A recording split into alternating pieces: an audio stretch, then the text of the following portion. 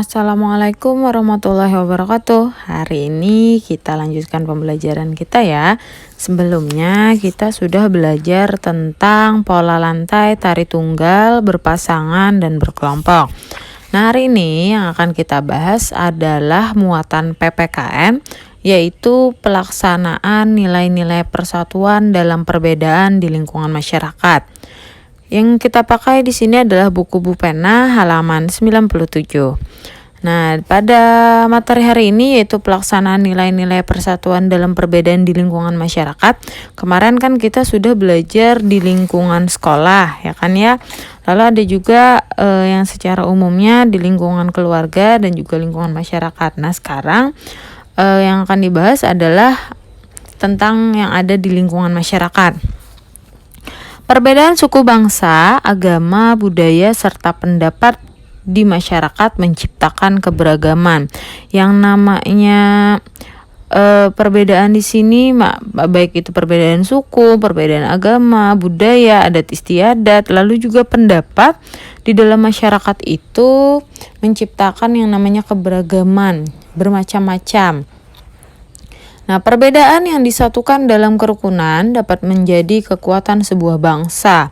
Ya, kenapa jadi disebutkan menjadi sebuah kekuatan? Karena dalam perbedaan saja kita bisa bersatu. Itu yang membuat bangsa kita ini menjadi kuat. Nah, inilah alasan mengapa kerukunan penting untuk menciptakan persatuan. Rukun berarti bersedia memahami dan menerima perbedaan di sekitar kita. Nah, jadi yang namanya rukun itu yang bisa memahami, bisa menerima, bisa menghormati, bisa menghargai setiap perbedaan, baik itu perbedaan suku, perbedaan agama, budaya, pendapat, dan yang lainnya. Kalau kita bisa menerima itu, berarti kita sudah bisa mengamalkan hidup rukun. Nilai-nilai persatuan dalam perbedaan perlu diterapkan dimanapun kita berada, baik di rumah, sekolah, maupun di masyarakat. Jadi yang namanya nilai-nilai persatuan ini tidak hanya sebatas kita menjalankan di sekolah saja, atau misalkan di rumah, atau di keluarga, atau misalkan di masyarakat, tapi di seluruh tempat. Jadi di lingkungan masyarakat, kita perlu bersikap peduli. Kita harus membantu tetangga atau kawan kita yang memerlukan bantuan, meskipun berbeda suku atau agama. Kita juga perlu bersikap toleran di lingkungan masyarakat. Jadi di lingkungan masyarakat itu kita bisa membantu tetangga kita yang samping-samping rumah misalkan, lalu kawan yang ada di komplek atau di gang yang di tempat-tempat tinggal kita. Nah, itu kita bisa membantu walaupun berbeda suku ataupun berbeda agama.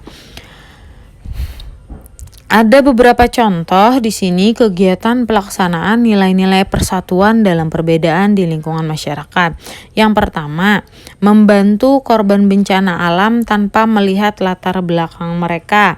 Nah, jadi kalau kita mau membantu korban bencana alam, kita hanya niat kita untuk membantu mereka, untuk meringankan beban mereka, tanpa harus melihat latar belakang mereka itu sukunya apa, agamanya apa, orang mana, lalu misalkan budayanya seperti apa. Kita tidak perlu melihat seperti itu. Yang kita niatkan adalah membantu supaya bisa meringankan beban korban bencana alam ini. Lalu yang kedua adalah mempersilahkan orang lain untuk beribadah sesuai agamanya masing-masing. Nah, ini juga bisa diterapkan juga kan kemarin di pengamalan sila-sila Pancasila. Nah, mempersilahkan orang lain untuk beribadah sesuai agamanya masing-masing.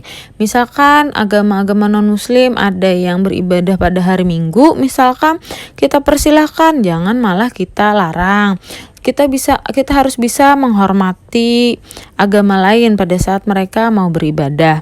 Lalu yang ketiga adalah membantu tetangga yang kesusahan meskipun berbeda suku atau agama. Nah, ini membantunya kalau misalkan contoh gampang saja, misalkan ada tetangga kita yang mau mengangkut sampahnya ke depan rumah tapi tidak bisa sendirian. Nah, kita bisa membantunya untuk mengangkatkan itu. Walaupun berbeda suku ataupun agama, kita harus bisa ikut membantu tetangga tadi.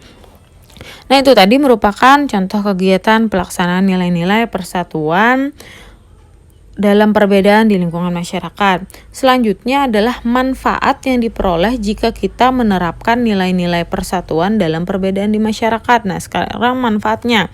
Yang pertama adalah kehidupan bermasyarakat menjadi aman, tentram, dan damai. Ya, kehidupan masyarakatnya menjadi aman, tentram, dan damai karena tidak ada keributan sama sekali. Lalu yang kedua adalah masalah lebih cepat terselesaikan karena semua masyarakat bersatu. Misalkan ada perbedaan pendapat, kita bisa menyelesaikannya pada saat musyawarah.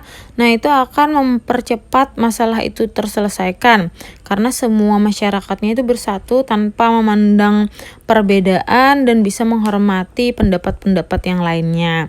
Lalu yang ketiga adalah lebih banyak pendapat yang disampaikan ketika bermusyawarah. Kalau kita misalkan hidup rukun, itu biasanya kan untuk berteman dengan tetangga, dengan teman-teman yang di sekitar rumah, itu kan lebih banyak, otomatis pada saat bermusyawarah akan lebih banyak juga pendapatnya.